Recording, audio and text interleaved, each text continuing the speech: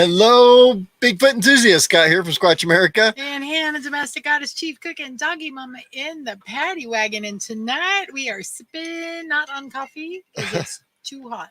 It is, holy cow, it's almost 90 here today. That's kind of weird for where we're at. Yeah. So tonight we are sipping on some lemon iced tea. We belong in the South. We do. Yep. It's 89. So ridiculous. So we got a great show today, but I got to tell you something happened today before we get into this. This is the best. This is the best. Will love it. Hannah and Scott Dunbar. Yep, Hannah. We were in the store shopping today, and she read something on a box, and she literally fell out in the middle of the aisle, and everybody's looking at her. She was just busting up laughing. So first of all, we needed to replace an important squatching piece of equipment we have when we go in the woods. So here's what we got. Yes, it's a bucket. That's a toilet. It's a porta pot. Porta pot. And we were looking at the box of the stuff that the bags that you put in it. And just fortunately for us, I've been studying French since last summer. And so I immediately recognized it. Something that I do love about French is, you know what? They don't have swear words. They just say things like they are. So these are the double duty toilet waste bags. Double duty toilet waste bags.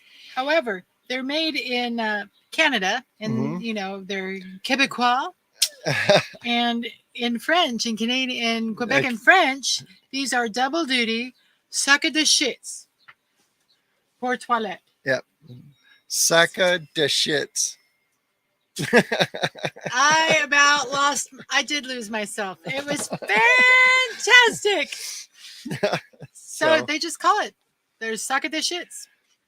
Not toilet waste, sac de shits. So right. Yay for French. So before we get into our intro here, hi Renee, Dale, buddy, Scott Dunbar, another Mainer, Donna's here, and I got your photos, Donna, and they look very interesting. We'll have to have you on and talk about that because I noticed Don said something about Donald Fuller. Yeah, said something about stuff happening in Vermont. Well, Donna just sent me a bunch of cool stuff that's happening in Vermont. So yeah, so I need to know about the Vermont stuff. So with that, I think we need to play the intro and get into it. Okie dokie, because we got a lot of stuff going. He's got a PowerPoint. I got a PowerPoint. Buckle up, get something to drink. He's got a PowerPoint.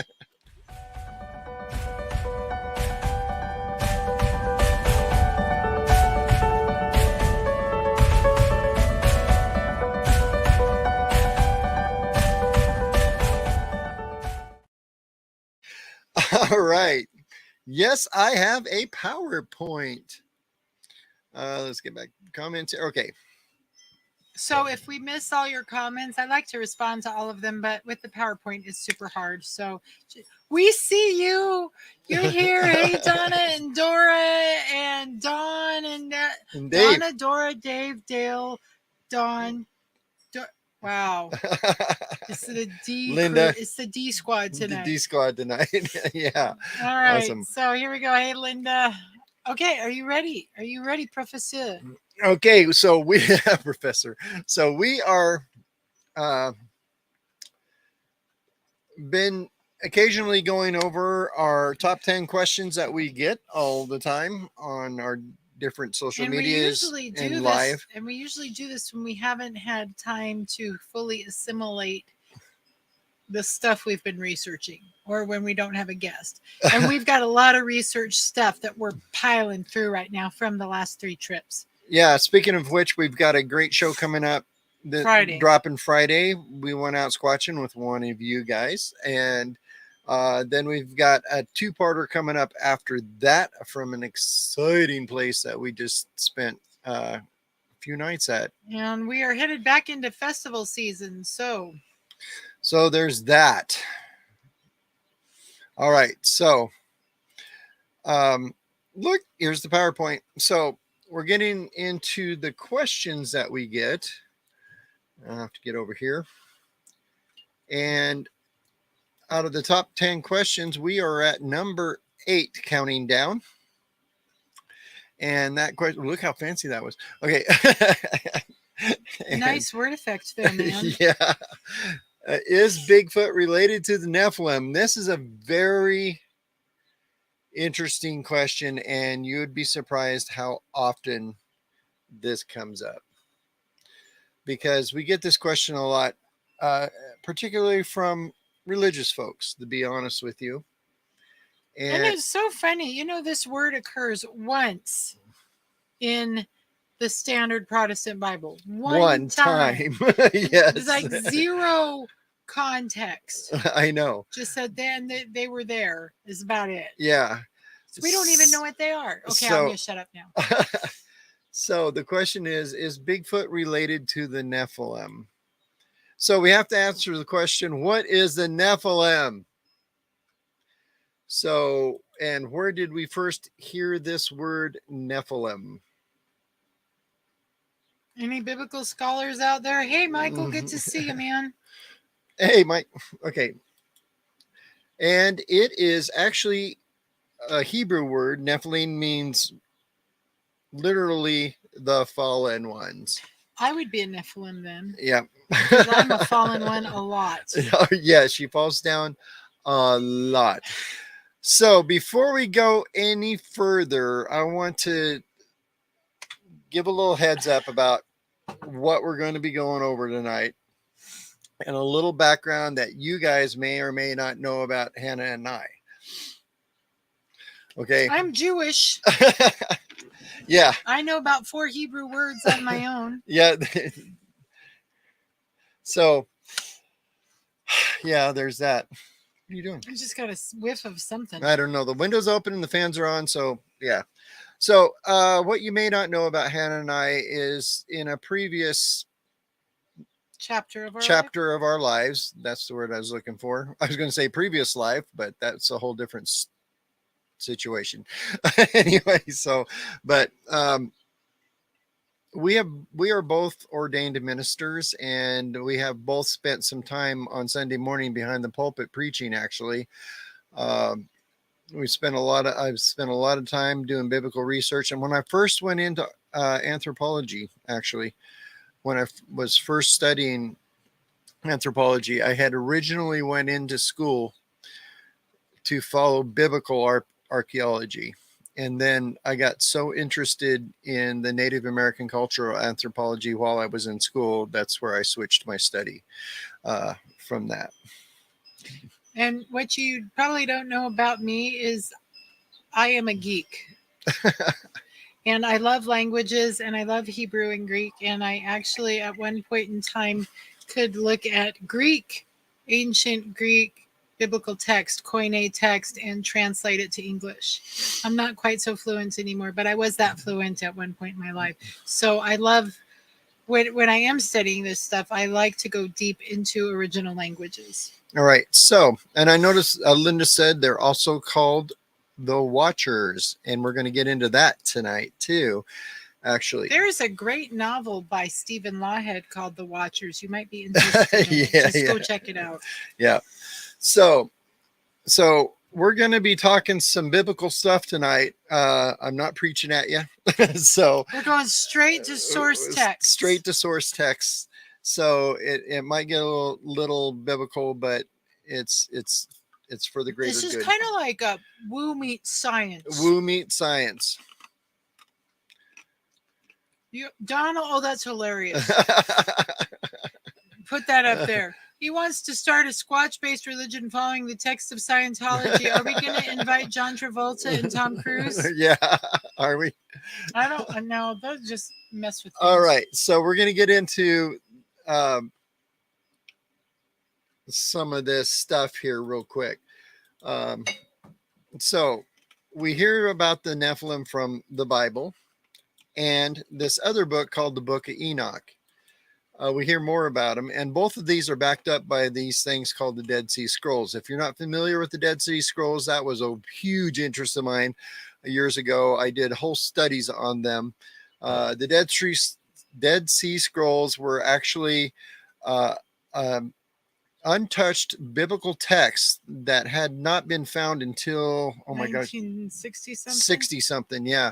And what they was all these biblical texts were on scrolls rolled up, put inside jars, and put in this cave. And this young boy who was herding his goats saw this cave up on a hill, and he threw a rock in there, and he heard a clay jar break, and he went in there, and they literally found every book. Mostly it was the first 5 books of the Old Testament and the history books and the book of Isaiah. Yep. So in the original ones, I meant just copies from like what scribes had copied. Yeah, what scribes had copied hundreds of thousands of years before. Right.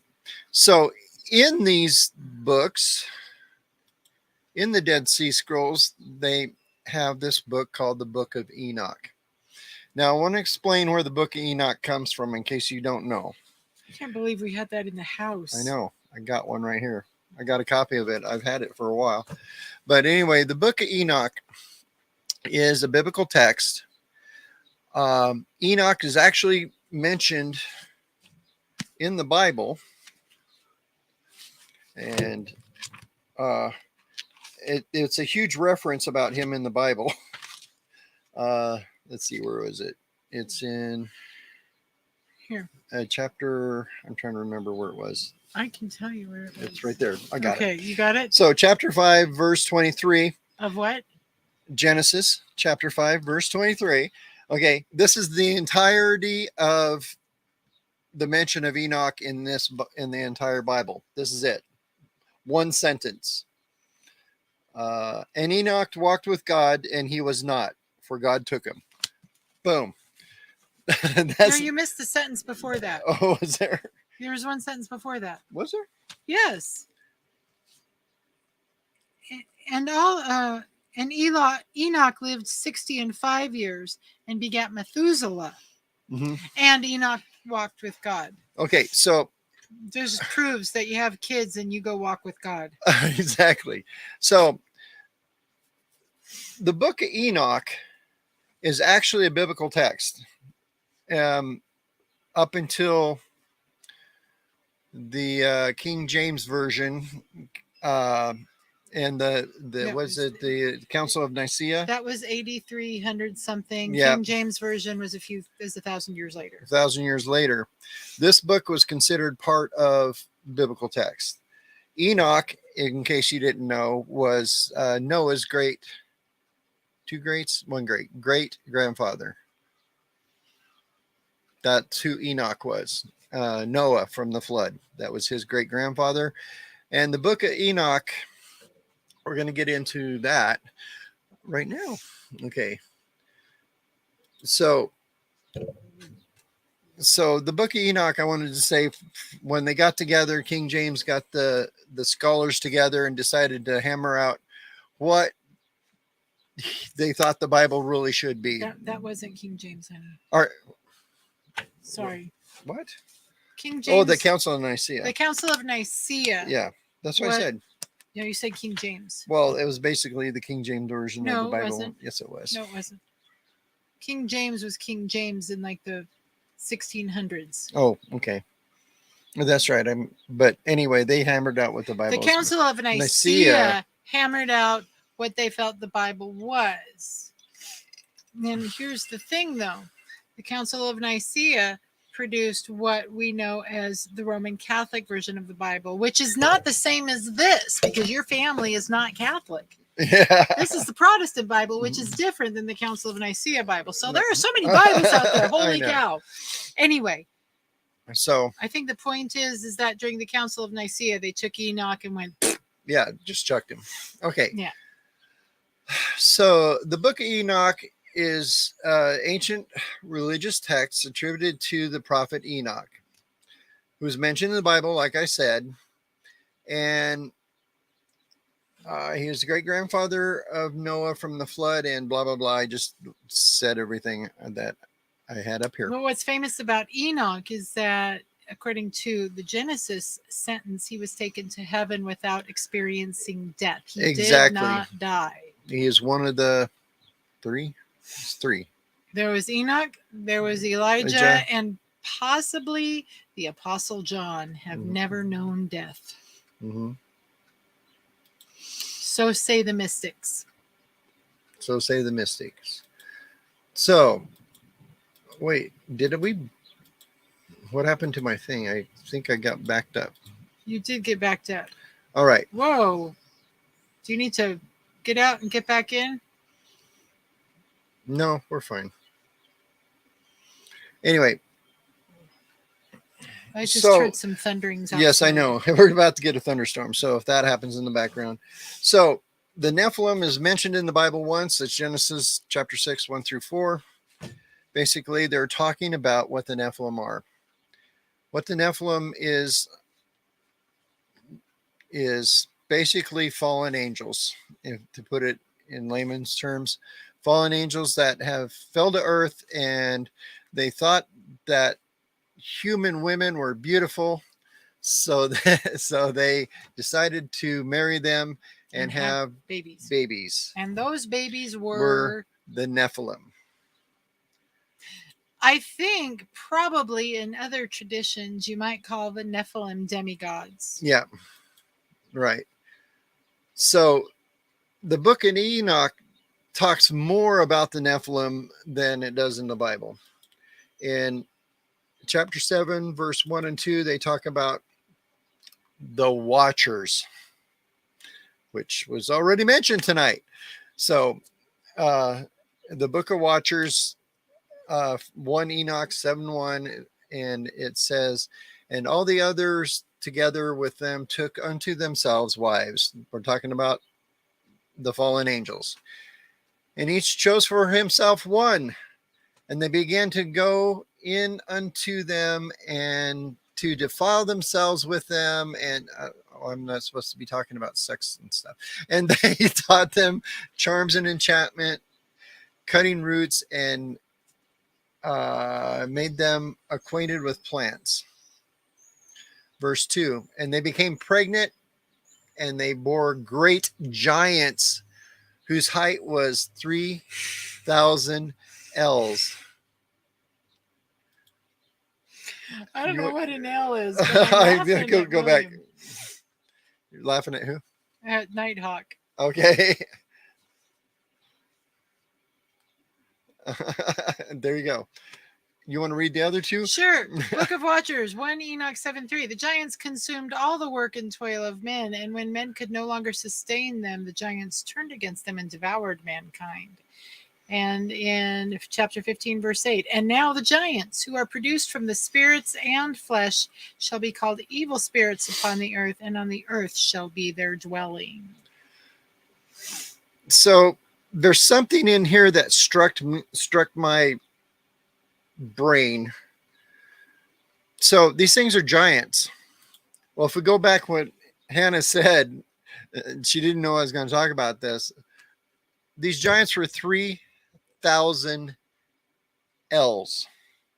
And one of the things I loved in archaeology classes, is especially when we're doing biblical archaeology, was to figure out all these ancient measurements of things.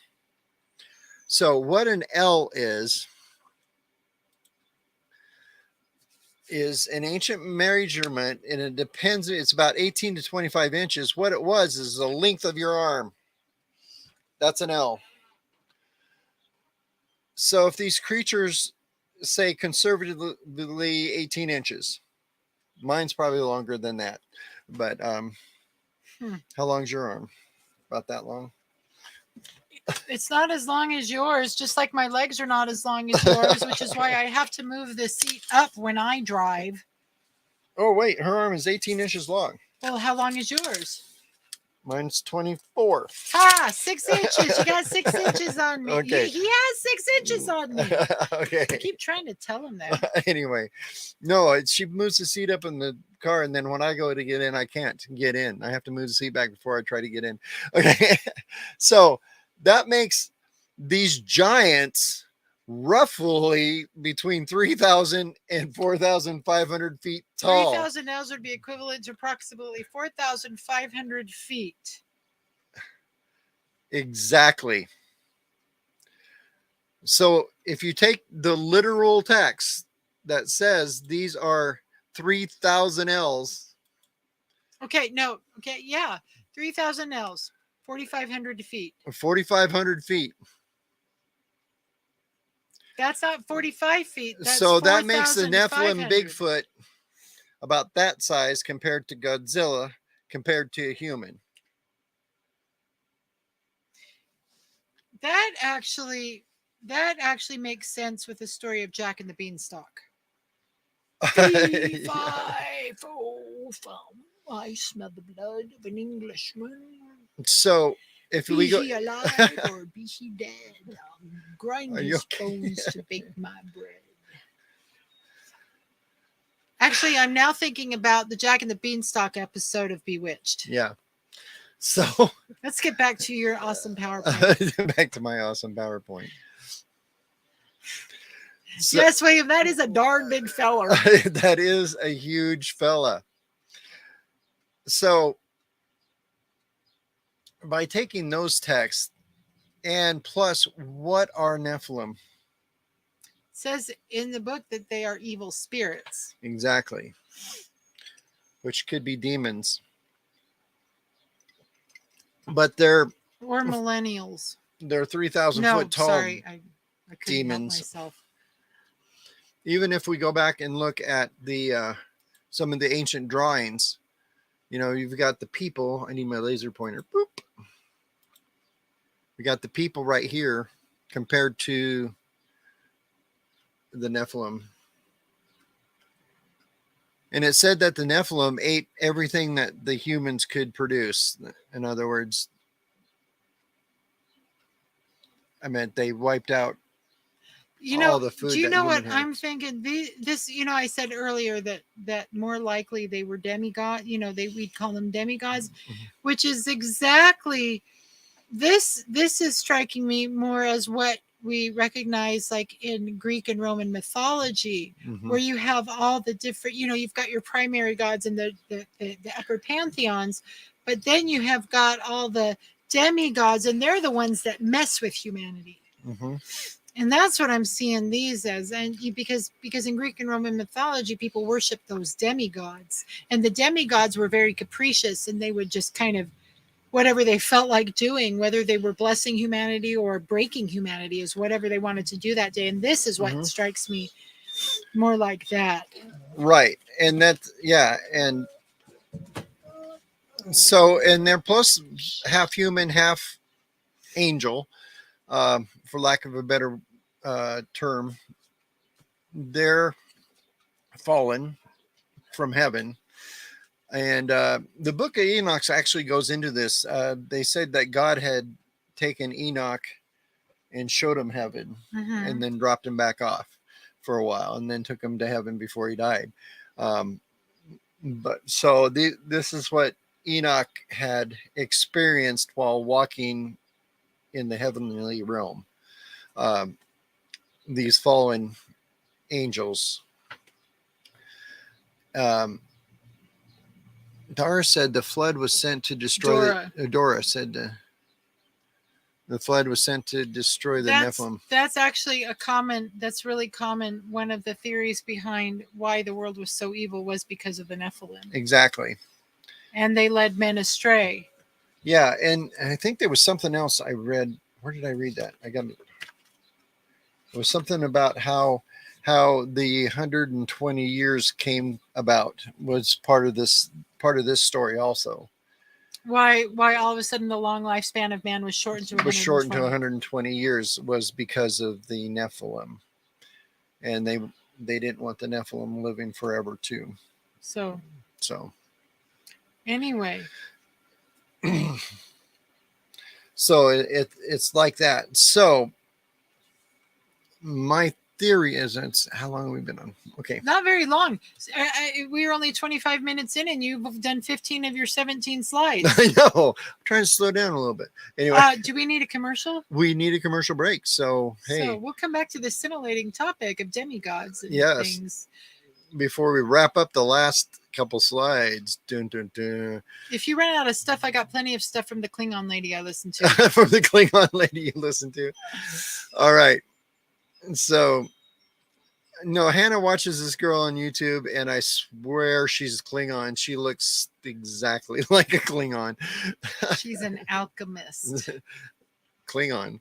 All right. Where's our here? Play our Nomad commercial. Our Nomad commercial. Oh my gosh. Here we go.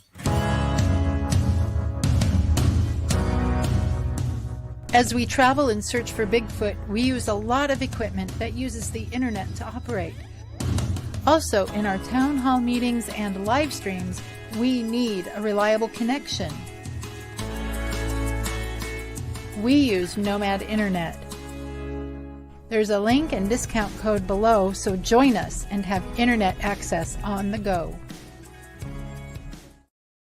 All right, link in the description below. So we need to let everybody know where we're at. Coming up this weekend. Oh my gosh, it's this Saturday in 3 days.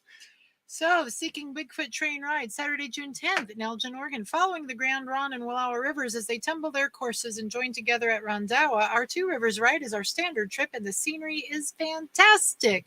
But this trip promises more excitement and fun, as we've heard Sasquatch has been spotted in the area. Are you a naysayer or believer? Bigfoot experts Scott and Hannah Violet ride along to help sway your opinion. I only make suggestions. You make decisions. A delicious box lunch. That's true. Awesome. Delicious box lunch is included in your ticket price and served along the way. It departs from Elgin at 10 a.m., returns by 1:30. If you want tickets, they may be sold out now. I'm not sure, but that's where we will be. If you miss the train, we will be at the train station before and after. Yeah, so if you can't make the train, when the train gets back, we hang out at the train station for a little while. After that, we'll have a table set up, and you can come chat with us. Yep. So then after that, we are headed up to Medellin Falls. I'm so happy to get back on the road. Yeah. So happy. We're going to be up to get your, it's June 17th and 18th. To get your tickets for that, it is mfbigfoot.com. So we are in a group of really cool, I like most the speakers here, and this whole festival is going to be Native American bent to it, so it'd be really kind of cool. Then after that, we are headed to Cave Junction, Oregon, for the Born Free Still Free Festival, and those t-shirts are in production right now. Yep. So we got some new t-shirts coming up too. Brandon from SquatchPrints.com is hooking us up. So, and then we're headed over to the Glide Squatch Festival, July 7th. July 21st. Oh my gosh, you got all these dates. Okay, July 21st is 6 to 9 p.m. They're going to have a meeting at the Douglas County Fairgrounds. That's in Roseburg. Yep. And then the next day, the festival is in the park in Glide, all day, or from 12 to 9 p.m. So if you want to come see us at the Douglas County Fairgrounds, it'll be us and Dr. Jeff hanging out and talking with you. That'll be fun. And then we're going to have our truck and our booth and stuff all day at the event. You can just stop by and chat. It'll be awesome. And then after that, we are going to have our own festival, and we just had a commercial made for that. So here we go.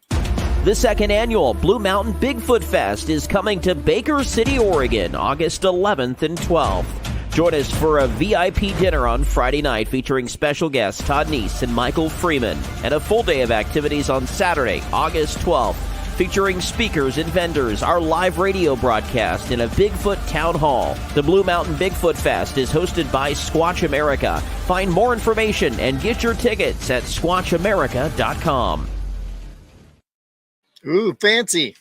Our good friend Jeremy Scott from Into the Paranormal Radio Show did that for us. He first asked, he said, I need you guys to write a 30-second commercial. It needs to be 30 seconds on the dot. I said, I'll get to it Wednesday. Mhm. So yesterday he sent us that. And I said, keep it because it's way better Yeah. than anything I could put together. Exactly. All right. So let's go back Okay, we're back to demigods. to demigods. So the what? So Let's let's see. answer a couple questions. So Sumerian tablets must have been the Nephilim. And no, the Sumerian tablets were tablets. Or done by the Nephilim? Is that I don't know. You know what? Honestly, okay. So my very first college history class was actually a history and literature of ancient Israel, and we did study a little bit of the Sumerian cuneiform tablets that were the first. Sumerian, of course, was the first written language on the planet that we know of. Mm-hmm. But I don't know if they were produced by the Nephilim. They were produced by the Sumerians in the Fertile Crescent.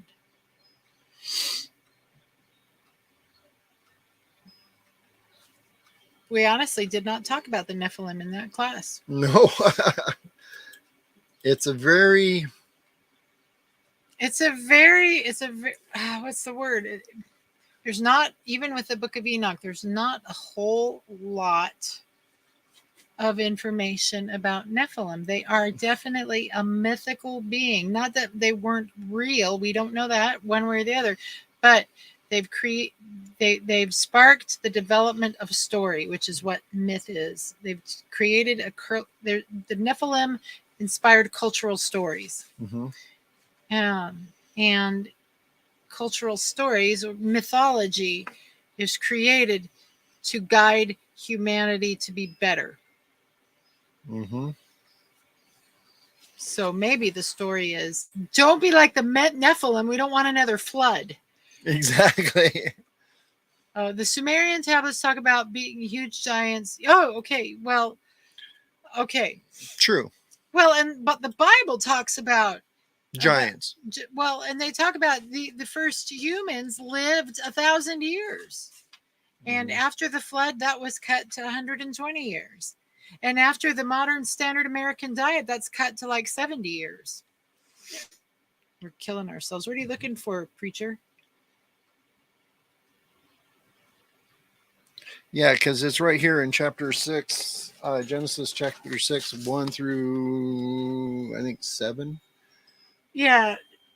It says, the sons of God saw that the daughters of man were fair, and they took them wives. Yes. And then and then after that, God got mad and said, yeah, I'm not going to deal with this for forever. So I'm going to cut his days short to 120 years. I'm paraphrasing. Really? Yes. I don't do King James. And then it talks about the giants in the earth, and they came to the daughters of men, and then the wickedness of man was great. And God said, enough of this nonsense, and I'm going to flood everything. Exactly. I like the Bible for children. Once upon a time. Yeah. Yeah. Yeah. So the Sumerian tablets could, and here's what I like about ancient texts. Mhm. They're the same stories from area to area. So yeah, the Sumerian tablets talk about huge giant beings that lived thousands of years, probably referring to the same creature. Exactly. It's the same myth. Yeah. You wouldn't believe. It's like Noah's flood is the same thing as the Epic of Gilgamesh. Same story. Right. And that's the earliest tablet or writing ever found. I meant was the Sumerian the code of Hammurabi. cuneiform Yeah, that's the Sumerian Okay, tablets. yeah, the Sumerian cuneiform. tablets, the cuneiform tablets. The first story ever written was about the flood. Yeah. Hey, Raptor, guess what? Little known factoid: we're both Lutherans, or we have been. Yeah, I've got exactly. a couple Lutheran Bibles in the in our storage unit. Absolutely. My favorite Bible is the Peshitta, which is the Aramaic, the Aramaic text translated directly to English. It went from Aramaic to English, not Aramaic to Hebrew to English or Aramaic to Greek to English. It's straight Aramaic to English. So that's my favorite. Oh, wow. So here's a great question. You're on it tonight, Nighthawk. Okay. Do you think that the Scottish folklore of the trolls have been Nephilim? That is very interesting because there's all these intercultural myths that are the same story. Different cultures, different places have the same. Did trolls result from angels getting on with ladies? They were giants. They were giants. So the trolls could also have been Nephilim, and they just called them something different. I didn't know trolls were giants. I thought trolls lived under bridges. No, they're well, what lives giants. Under the bridges? What was Rumpelstiltskin? No, the giant. Wasn't he a troll? They were giant. I mean, trolls were considered giants also. Well, what lived under the bridge? That's a later Billy thing. Goat Gruff. Yeah, that's the Brothers Grimm writing stories. Oh, okay. Gotcha. That's it. Could have been a descendant. Yes. Yeah. So, yeah. So, do I think Bigfoot is the Nephilim? Is the Nephilim. And like I said, that looks like Ragnarok there. Yeah, you can have your own opinions on this, and like I want to, before I say this, what I think is not facts, but according to what I saw in the book, where it said that these 3,000 L's, which equal about 3,000 feet, which would make the Bigfoot Nephilim pretty big, gigantic. It's Gigantopithecus on steroids. Gigantopithecus is only 8 feet tall on steroids. So what I'm looking at as this being Bigfoot, I don't think they are the Nephilim. I wonder, that could be the Titans. What? The Titans? The Titans, those were demigods too. Mm-hmm. Like Clash of the Titans. Yeah. Because that does look like Ragnarok a bit, but Yeah. But just that one thing in the text saying that they were that big and huge and God wiped them out. There's that too from the so here's something else. I want to draw on your biblical archaeology stuff. And please, no judging here.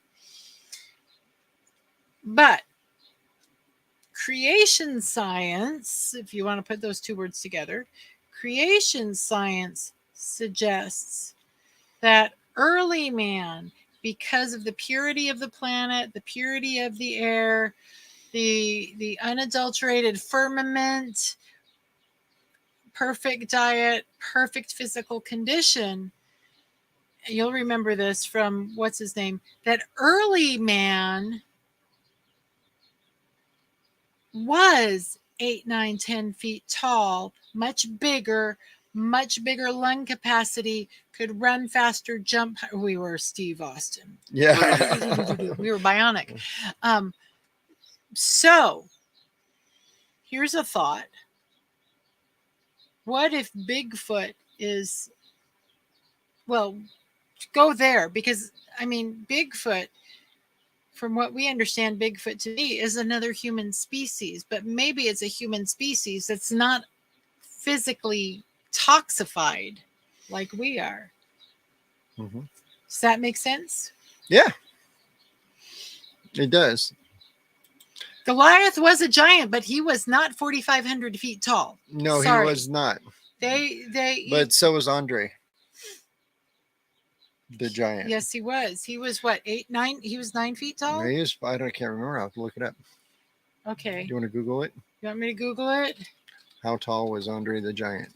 Oh, I can't. I hate your keyboard here. Andre the Giant height. 7'4". He was 7'4". Yep. But he was a giant because he had a genetic disease. No, he just had good. No, genes. he had a genetic disease. Did he? Okay. Yes, he did, and it caused lack of bone density. Oh well, you just sent me down a whole rabbit hole in my brain all of a sudden.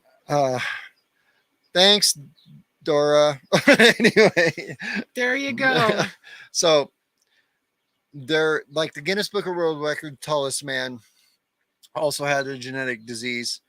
But all these tall people, like Goliath in the Bible, and I forgot the guy's name, but anyway, if you look up the Guinness Book of World Record tallest man, they had huge physical deficits. They were crippled. Andre the Giant, believe it or not, was crippled. He could hardly lift anything.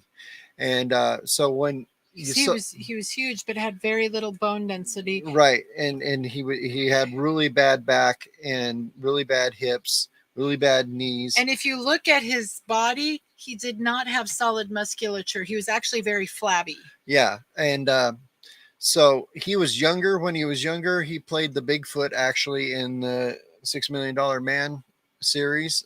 In case you didn't know that Bigfoot in that series where Steve Austin fought Bigfoot, that was Andre the Giant. And if you saw him in The Princess Bride, I watched a documentary about making of The Princess Bride. There was a scene where the princess jumped out of the window and Andre caught her. Well, actually, she was on wires and he just held his hands there and they stopped her right before it touched him because it would hurt his back so bad if he had actually tried to catch her. Yeah. Oh, see, look at this. Nighthawk says King Gilgamesh was 12 feet tall, and that makes sense because King Gilgamesh lived before the flood. Yeah. And it was post-flood that everything started changing for the species. Mm-hmm. According to biblical text analysis. So Dora is actually a yes. I love that movie. It's one of our favorites. One of my favorites. My first apartment I shared with a rodent of unusual size. Yeah, exactly. Rat big enough to scare the cat.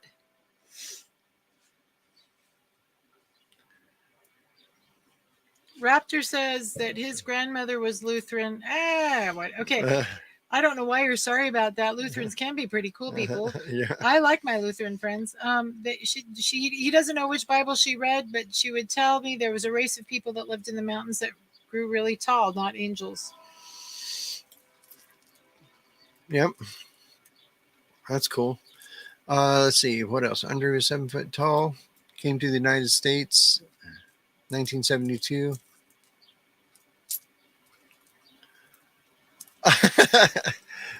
So he wasn't Patty. He was not Andre the Giant. Yeah. So he couldn't have been because he didn't come here. And Lockbird says ROUSs. I don't think they really exist. I've seen them. He sat there with a BB gun pointed under the kitchen sink for hours waiting for that bad boy to come out so we could shoot it. Would come out at night and steal the cat food. Yep. The cat just would whine in the corner and cry. All right, that's it. We're 15 minutes out. Okay, so I'm gonna throw up my last slide, and please don't punch me in the face, you guys. So I'm sticking to my theory, and like I said, it's a theory. I don't think that the Bigfoot are Nephilim. Just from a biblical standpoint. But what I do think they are is a relic hominid. And yes, this explanation here, read that. The relic hominid theory suggests that Bigfoot is a surviving relic population of an unknown species of hominid or ape that has managed to evade scientific discovery. And that actually makes a lot of sense to me. If you have a species that has not defiled its body through the evolution of modernity, it's going to be bigger. And I liked what I think Nighthawk who said that intoxication could have led to hair loss. And, and what happened after the flood? Noah got drunk, and that's a whole other history lesson. But where you poison your body, and your body will change, and it will cause genetic mutation that will be carried on to offspring. So yeah, pituitary gland. Thank you, Linda.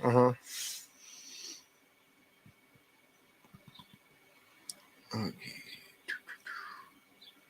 Let's go back in the chat and see if we missed anything here. I know something about grasshoppers. Yes, Tracy said. Oh, Tracy says. Yeah, God told the Israelites to blah, blah, blah, blah. God told my ancestors, the Israelites, to take back their land. And when they sent out men to survey the land, they came back and said, we can't beat them because we are like grasshoppers to them. So I do want to postulate this. That does not necessarily mean they were 4,500 feet. That's post-flood.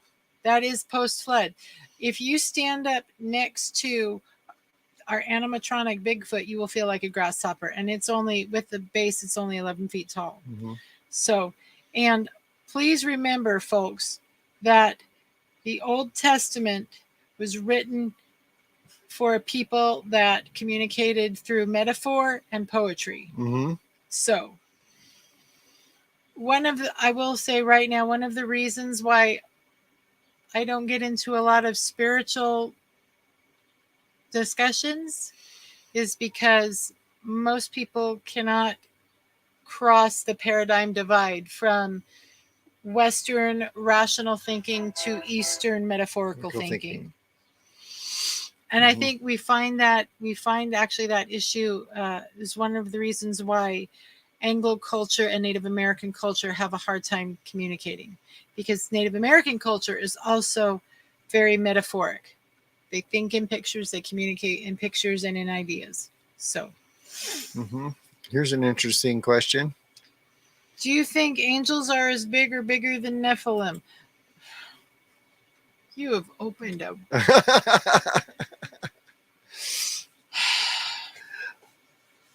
What does the word angel mean? Yeah. Watcher? No. According to this, they're watchers. But what does the Greek word angelos mean? It means messenger. Messenger.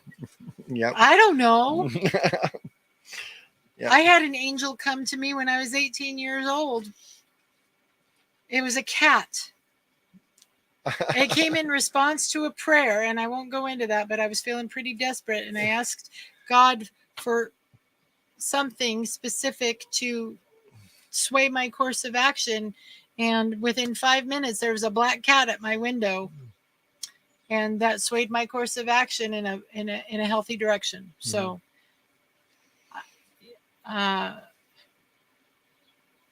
okay. See, what was this about the ECBR? Okay. ECBRO Bigfoot Con in Virginia is Saturday the 17th. That would mean we would have to get out of the freaking Pacific Northwest, and we keep trying, and people keep booking us for stuff. Yeah. Look out, South. We're coming this winter. You promise? I promise. With my green hat. I just noticed that. So. Yeah, great grandpa, he was 7 foot tall. Grandpa, he was 8 foot tall. Father, he was 10 feet tall. Son, he was 4,500 feet. No kidding. Exactly. It's true. Did you know? Yeah, and you also think about this. This is also a huge thousands of years long Eons. game of telephone. Did you know, all you history buffs out there, that history is completely forgotten within 2 generations? Every year at Memorial Day, well, every year that we're here, we take his mother and our kids and their children to the cemetery where the family ancestors are buried, and we tell the stories. But I will tell you this, those stories pretty much will die with his mother.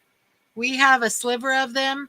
Our kids have a smaller sliver of them. By the time our grandkids, they have absolutely no idea about the pioneer ancestors that they had. There's no way. So within 2 generations, the purity of history is lost. Even with all the record keeping we have, even, so. Yeah, that's something I used to ask all the time when I was like teaching archaeological students when we were out on field trips and stuff. That's one of the questions I had asked is, what's your great grandfather's favorite food? How tall was he? How did he dress? Yeah. What was his mannerisms? What was your favorite thing about him? Stuff like that. And nobody has any answers to those questions. You barely. I was 7 when my great grandfather died, and I remember him sitting on the porch every day and some old photographs of him, but I can't tell you anything about his personality or his life or anything like that. I know the stories. I know he was 7 when they came across the wagon train to settle in Oregon on the Oregon Trail, but that was it. I know nothing about them other than they baled, or they stacked hay and built barns. Because they were carpenters. So if we forget our own history within 2 generations, how is that? And then after that, things start getting made up to fill in the blanks. And 100 years from now, our descendants will have completely defiled anything we've ever done. So think about texts that are 6, 7, 8,000 years old. They have absolutely no idea. Mm-hmm. Exactly. So I got one last thing to say before we go. This little sentence right here that Hannah was so enthralled with. I asked ChatGPT what Bigfoot was. That? Yes, that was the answer from ChatGPT. Fun. Right. Okay. So we are ending a few minutes early. That's okay. Thank you, Nighthawk. It's a fun topic. It brushes up against concepts that people, for whatever reason, are very attached to. The things that we find, the things that we grow up, the stories here, the stories for most of us that grew up with this book being a central part of our lives, it's really hard to go outside this box. And this box, of course, was created by someone else for us. It brushes up against near and dear and things that we don't necessarily always like to tamper with. But I think it's an important discussion. Yeah, it is. And I don't know how to say this. Well, Hannah and I have both been ministers in several different denominations, everything from Lutheran to some of them crazy Holy Rollers churches, and we stepped out. Gosh, it's been how long? I don't remember. It's been a lot of years. Anyway, we stepped out a lot of years ago because we got tired of politics. Yeah, church politics, and not you know, we love Christians. We don't love Christianity. I guess we'll put it that way. We love striving to be the best versions of ourselves Ourselves. we can be. All right. So Raptor, I never ever read that. I've read a lot of Bibles, a lot.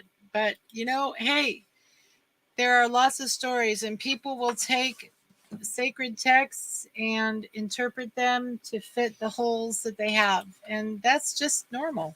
That's what people do. So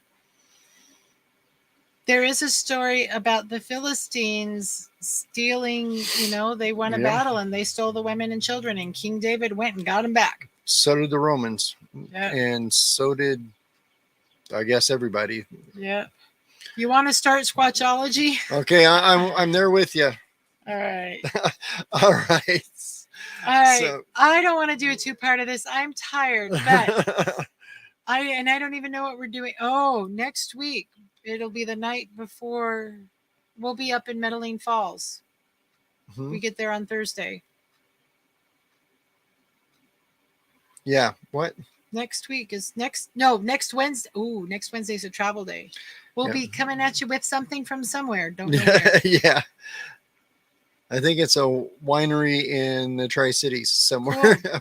Doesn't the Bible say women should be silent in church? And if they have a question, they must ask their husband when they get home? Yeah. Some parts of it. Yeah, I might be crucified for it, but you know what? It was meant for a specific culture at a specific time. Exactly. So thank you guys for hanging out with us. We're dropping a video on Friday morning, so stay tuned for that. please like, share. We are just over 2,400 subscribers. The only way that we're going to get subscribers, unless we pay for advertising, which we're not willing to do yet, is for you to share this video. Share it to YouTube. All you do is click share and create a post. Share it to all your social medias. Let's see if we can. We were talking about, do we want to do it at 5,000 or 10,000? At 10,000. 10,000. Once we hit 10,000 subs, we're going to have an amazing drawing for something awesome. Yep. Something really awesome. Yep. So help us get there. I know it seems like 10,000 is a lot of subs away, but there are channels that have 10,000 subscribers overnight. So why not us?